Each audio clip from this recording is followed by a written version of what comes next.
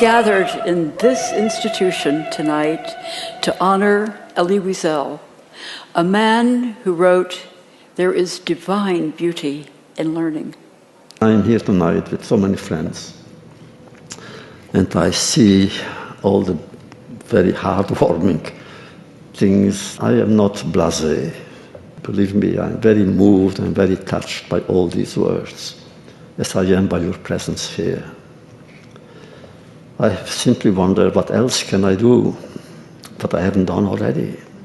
The wise, old wise man in me says to me, wait a second, don't be so blasé. You haven't done that much yet, wait a second. When Elie Wiesel was awarded the Nobel Peace Prize in 1986, the Norwegian Nobel Committee called him, quote, a messenger to mankind. I made a vow of silence in 1945, not to speak about it, for 10 years.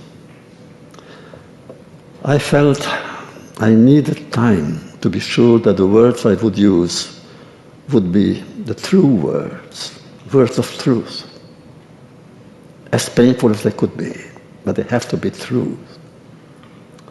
I was waiting 10 years. And then I wrote Night. Night is translated into more than 30 languages and has never been out of print in the 56 years since it was published. It is a masterpiece. And as the train stopped, we saw flames rising from a tall chimney into a black sky. Men to the left, women to the right. 8 words spoken quietly, indifferently, without emotion. 8 simple, short words. Yet that was the moment when I left my mother. In a fraction of a second, I could see my mother, my sisters move to the right. Zipporah was holding mother's hand. I saw them walking farther and farther away. Mother was stroking my sister's blonde hair as if to protect her. I didn't know that this was the moment in time and the place where I was leaving my mother and Zipporah forever. We continued to walk until we came to a crossroads. Standing in the middle of it was, though I didn't know it then, Dr. Mengele. The notorious Dr. Mengele. He was holding a conductor's baton and was surrounded by officers. The baton was moving constantly, sometimes to the right, sometimes to the left, and in no time, I stood before him. Your age, he asked, perhaps trying to sound paternal. I'm 18.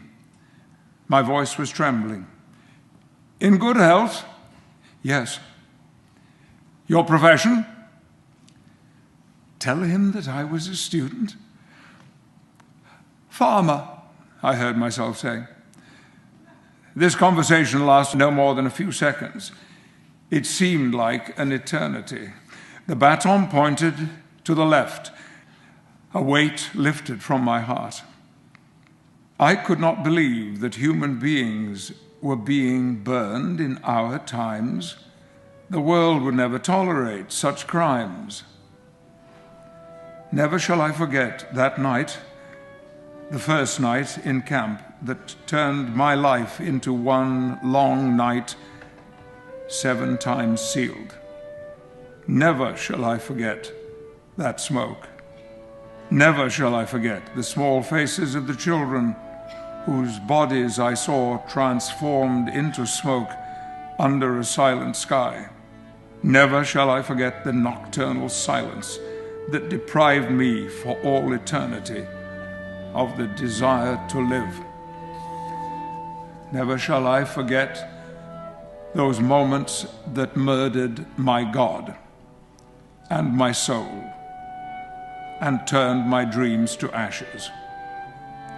Never shall I forget those things, even were I condemned to live as long as God Himself. Never.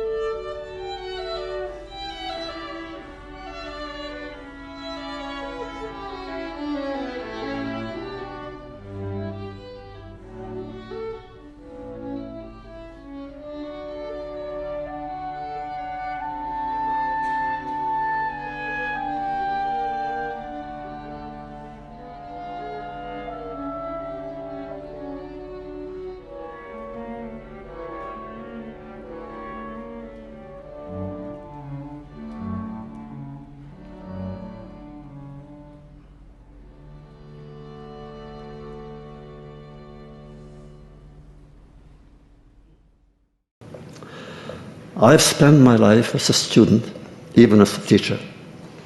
I was actually a colleague of yours when I was at City College, and I love teaching. To this day, I'm the best student in class. I'd like to read to you from Elie Wiesel's Nobel lecture, I believe in the hope for a future, just as I believe in the irresistible power of memory. A Hasidic legend tells us that the great Rabbi Israel Baal Shem Tov, also known as the Besht, undertook an urgent and perilous mission. For having tried to meddle with history, the Besht was punished. He was banished along with his faithful servant to a distant island. In despair, the servant implored his master to exercise his mysterious powers in order to bring them both home. Impossible, the Besht replied. My powers, my mystical powers, have been taken from me. Then please say a prayer, recite a litany, make a miracle. Impossible, the master replied. I have forgotten everything. And so they both fell to weeping. Suddenly the master returned to his servant and asked, my friend, remind me of a prayer, any prayer. If only I could, said the servant. I too have forgotten everything. Everything? Absolutely everything? Everything, said the servant. Except what? Except the alphabet? At that, the Besht cried out joyfully, then what are you waiting for? Begin reciting the alphabet, and I shall repeat after you. And together, the two exiled men began to recite, at first in whispers, and then more loudly, the Hebrew equivalent to the ABCs.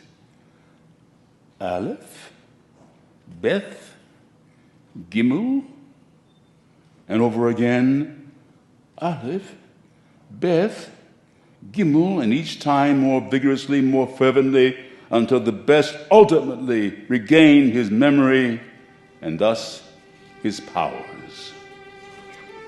I love this story. I love it most of all because it emphasizes the mystical power of memory. Without memory, our existence would be barren and opaque, like a prison cell into which no light penetrates, like a tomb which rejects the living. Memory served and saved the Besht.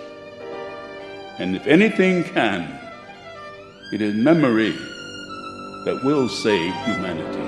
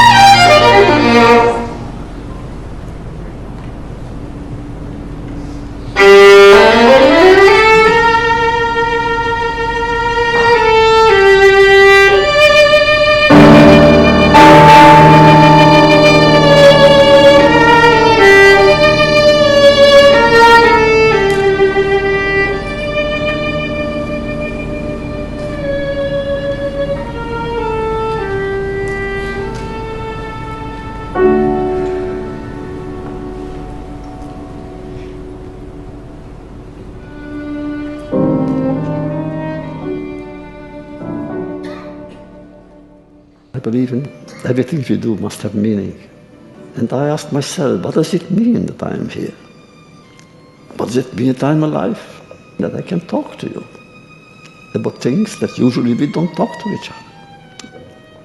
Whatever I do, the books that I write, that I read, the lectures I give, share,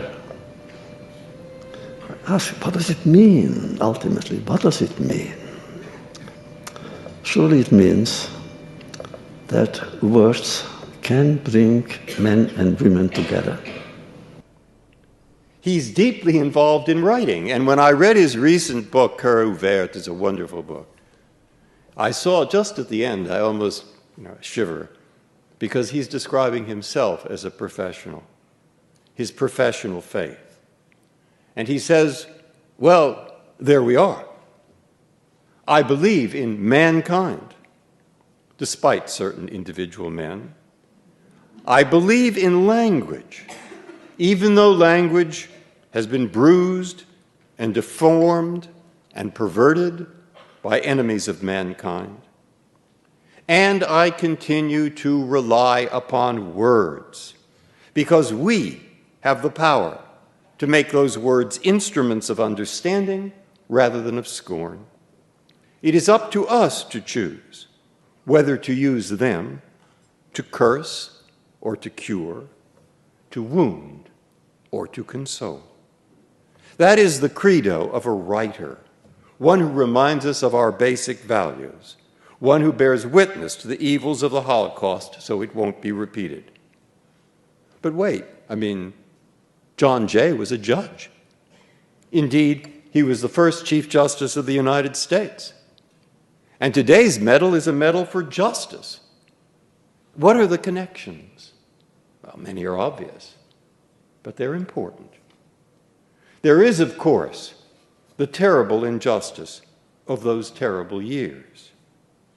But the Holocaust was not just, or simply, unjust. It was much worse than that. There is, too, a trial, Nuremberg, where Supreme Court Justice Robert Jackson, the chief prosecutor, having collected the evidence, told the multinational tribunal, the wrongs we seek to condemn and punish have been so calculated, so malignant, so devastating, that civilization cannot tolerate their being ignored because it cannot survive their being repeated. Those words move me. I know that trial was important, but still, a trial followed by punishment cannot right the wrongs that were there done.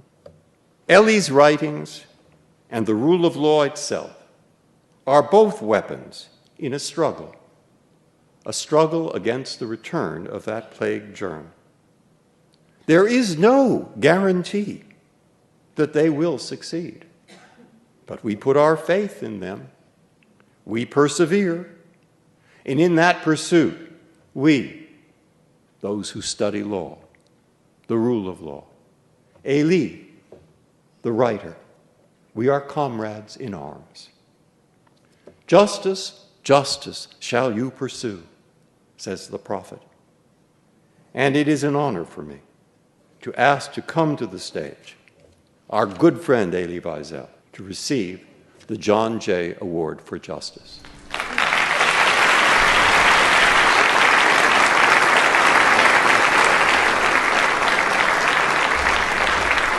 It's a great honor for me on behalf of the John Jay College community and the much wider community of those concerned about justice to give this John Jay Medal to one of the great champions for justice, Elie Wiesel.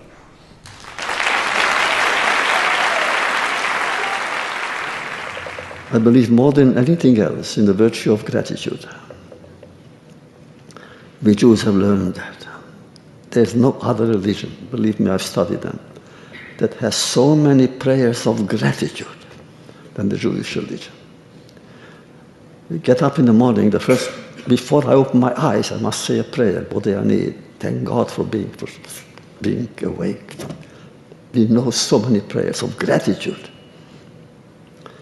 And so I'm grateful to you this afternoon for bringing me back to a world that is no longer here, but that remains in me and in my books, in my stories, and in those that I loved in my family, that bring back all the reasons in the world to go on living with a smile on our face.